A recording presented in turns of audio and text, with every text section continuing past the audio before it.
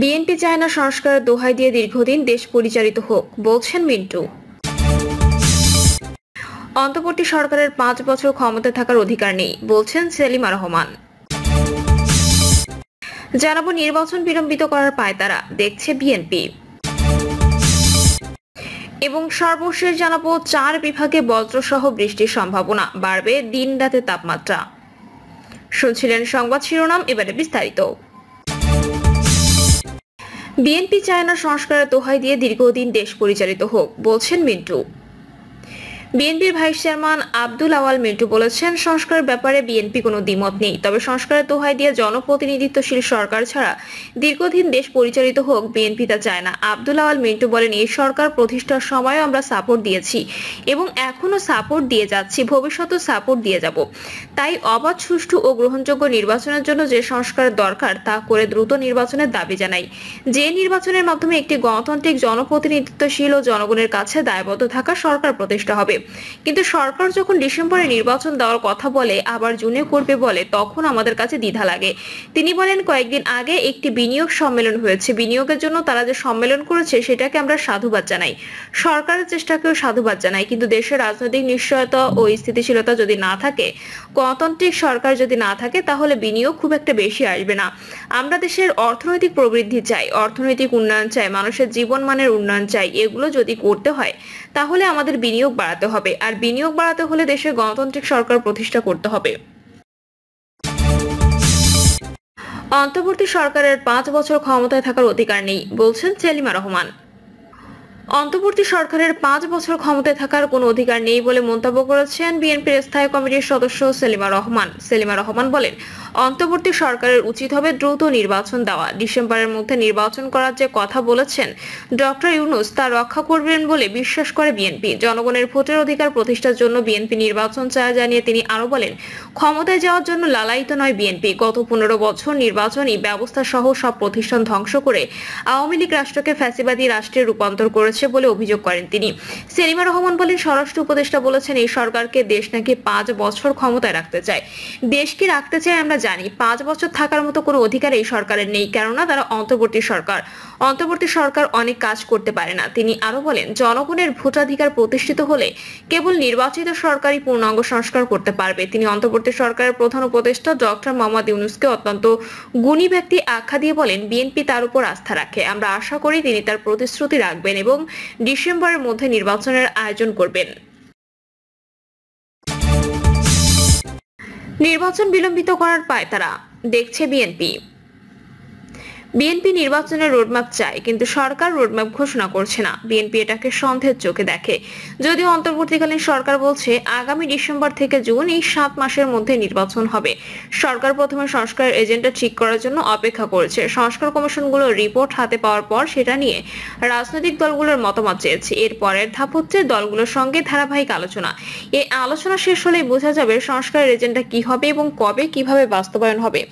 এ বিষয়ে ঐক্যমত্য হলে সরকার নির্বাচনের রোডম্যাপ ঘোষণা করবে। দেখা যাচ্ছে জামায়াত, এনসিপির মতো দলগুলো সরকারের এই প্রক্রিয়া এবং নির্বাচনের সম্ভাব্য সময়সীমার আস্থা রাখলেও বিএনপির 7 মাসের এই সম্ভাব্য সময়সীমাকে দেখছে তাদের ভাষায় নির্বাচন নিয়ে এক ধরনের অনিশ্চয়তা হিসেবে। ফলে তারা ডিসেম্বরের পরে যেতে চায় না। কিন্তু নির্বাচনের সম্ভাব্য সময়সীমা দেওয়ার পরও বিএনপি কেন সেটাকে সন্দেহ করছে? এমন প্রশ্নের উত্তরে নির্বাচন পেছানোর ষড়যন্ত্রের কথা বলছেন বিএনপি নেতারা। জানতে চাইলে বিএনপির স্থায়ী কমিটির সদস্য সালাউদ্দিন আহমেদ বলেন, যেখানে মানুষ গণতন্ত্রের জন্য, গণতান্ত্রিক অধিকারের জন্য রক্ত দিয়েছে, গণ অভ্যুত্থান করেছে, সেখানে গণতান্ত্রিক প্রক্রিয়া উত্তরণের জন্য যদি এত অনিশ্চয়তা থাকে, সেটাকে আমরা স্বাভাবিক নয় বলেই মনে করি।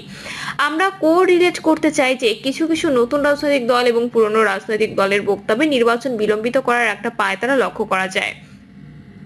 তো সে কারণে সরকারের বক্তব্য এবং তাদের কথা ও কর্মকাণ্ড সবকিছু বিবেচনা করলে দেখা যায় নির্বাচন নিয়ে একটা অনিশ্চিত পরিবেশ সৃষ্টি হচ্ছে। সেটা গণতন্ত্রের জন্য কল্যাণকর নয়, কারণ নির্বাচন যত দেরি হবে গণতন্ত্র উত্তরণের রাস্তা তত কঠিন হবে। আহমদ বলছেন, নির্বাচন কবে হবে সেটা জানতে তারা প্রধান উপদেষ্টার সঙ্গে সাক্ষাৎ করবেন। সেই সাক্ষাতে কি ফল আসে তার ভিত্তিতেই করণীয় নির্ধারণ করা হবে। অন্য দলগুলো কি বলছে? এটা স্পষ্ট যে নির্বাচন পেছানোর চেষ্টা কেউ কেউ করছে। বিএনপির ভেতরে এমন সন্দেহ তৈরি হয়েছে।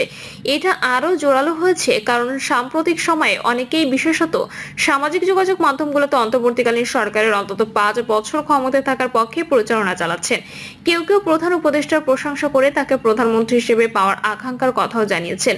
এসব প্রেক্ষাপটে বিএনপি বলছে, ডিসেম্বরের পরে নির্বাচন দেওয়ার চেষ্টা হলে তারা বিরোধিতা করবে, প্রয়োজনে রাজপথে কর্মসূচি পালন করবে। এর বিপরীতে রাজনৈতিক অঙ্গনে যেসব বক্তব্য আসছে সেগুলো মূলত পাওয়া যাচ্ছে জামায়াতে ইসলামী এবং জুলাই আন্দোলনে অংশ নেওয়া ছাত্রদের নেতৃত্বে নবগঠিত দল জাতীয় নাগরিক পার্টি এনসিপি নেতাদের বক্তব্যে।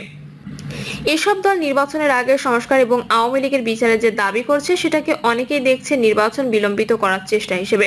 তবে জামায়াতে ইসলামী কিংবা এনসিপি অবশ্য বলছে তারা নির্বাচন পেছানোর পক্ষে নন, বরং সরকারকে সময় দিতে চান 2026 সালের জুন পর্যন্ত। জানতে চাইলে জামায়াতে ইসলামের মুখপাত্র ও দলটির প্রচার সম্পাদক মতিউর রহমান আকন্দ বলেন, প্রধান উপদেষ্টা তো বলেই দিয়েছে জুনের মধ্যে নির্বাচন। তিনি বলেছেন বেশি সংস্কার চাইলে ইলেকশন হবে জুনে। উনি যেহেতু জুন পর্যন্ত চলে গিয়েছেন, সুতরাং বেশি সংস্কার নিয়েই তো হবে। আর এরপরে নির্বাচন কোন কারণে পেছাবে? এরপরে নির্বাচন যাওয়ার তো কোনো কারণ দেখি না। একই রকম মনোভাব জানিয়েছেন এনসিপি সদস্য সচিব আক্তার হোসেন। তিনি বলেন, একটা গণ অভ্যুত্থানের পরে সংস্কার হওয়াটাই স্বাভাবিক। ডিসেম্বর থেকে জুন আমরা মনে করি এর সময়ের মধ্যে সরকার সংস্কার এবং বিচারের দৃশ্যমানতার দিকে সরকার এগোতে পারে। এর মধ্যে নির্বাচন আয়োজনের যে কার্যক্রম সেটা সম্পূর্ণ করা সম্ভব। তবে এনসিপি কিংবা জামায়াত জুন পর্যন্ত অপেক্ষা করতে চাইলেও ডিসেম্বরে নির্বাচন না হলে আন্দোলনের প্রস্তুতি নিচ্ছে বিএনপি। সেক্ষেত্রে যেসব দল জুন পর্যন্ত সরকারকে সময় দিতে চায় তাদের কি হবে? এসব দলও কি তাদের দাবি নিয়ে আন্দোলনে যাবে? জানতে চাইলে জামায়াত ইসলামীর মুখপাত্র মতিউর রহমান আকন্দ বলেন, কোনো দলেরই আন্দোলনের পরিস্থিতি দেশে নেই। আন্দোলনটা কার বিরুদ্ধে হবে? আন্দোলনটা তো হবে একটা দাবি আদায়ের জন্য। সেই দাবিটা তুলে ধরা আলোচনার তো জায়গা আছে। প্রধান উপদেষ্টার সঙ্গে কথা বলা যায়, ঐক্যমত্য কমিশনের বক্তব্য তুলে ধরা যায়। দ্বিতীয়ত, যদি এমনটা হয় যে কোনো অবস্থাতেই একটা যৌক্তিক দাবি আদায় করা যাচ্ছে না, তখন আপনি জনগণকে জানাতে পারেন, এতে কোনো সমস্যা নেই। কিন্তু বাংলাদেশে এই ধরনের কোনো সিচুয়েশন এখনো তৈরি হয়নি।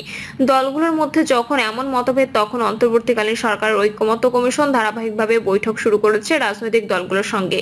এসব বৈঠক এবং দলগুলোর আনুষ্ঠানিক মতামত পাওয়ার পরেই সংস্কার এবং নির্বাচনের সময় নিয়ে ঐক্যমত্যের পথ সুস্পষ্ট করতে চায় সরকার। কিন্তু তার আগে বড় দলগুলোর যে মনোভাব, তাতে এটা বোঝা যাচ্ছে যে সেই ঐক্যমত্য হয়তো খুব একটা সহজ হবে না। 4 বিভাগে বজ্রসহ বৃষ্টির সম্ভাবনা, বাড়বে দিন রাতের তাপমাত্রা। আগামী 24 ঘন্টায় রংপুর, রাজশাহী, ময়মনসিংহ ও সিলেট বিভাগের কিছু জায়গায় অস্থায়ীভাবে দমকা হাওয়া সহ বৃষ্টি অথবা বজ্রসহ বৃষ্টি হতে পারে। এছাড়া দেশের অন্যত্র অস্থায়ীভাবে আংশিক মেঘলা আকাশ সহ আবহাওয়া প্রধানত শুষ্ক থাকতে পারে।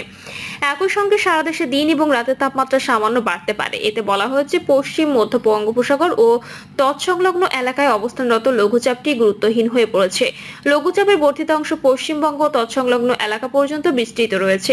পূর্বাভাসে শনিবার সন্ধ্যা 6টা থেকে পরবর্তী 24 ঘন্টায় রংপুর, রাজশাহী, ময়মনসিংহ, চট্টগ্রাম ও সিলেট বিভাগের 2-1 জায়গায় অস্থায়ীভাবে দমকা হাওয়া সহ বৃষ্টি হতে পারে। এছাড়া দেশের অন্যত্র অস্থায়ীভাবে আংশিক মেঘলা আকাশ সহ আবহাওয়া প্রধানত শুষ্ক থাকতে পারে।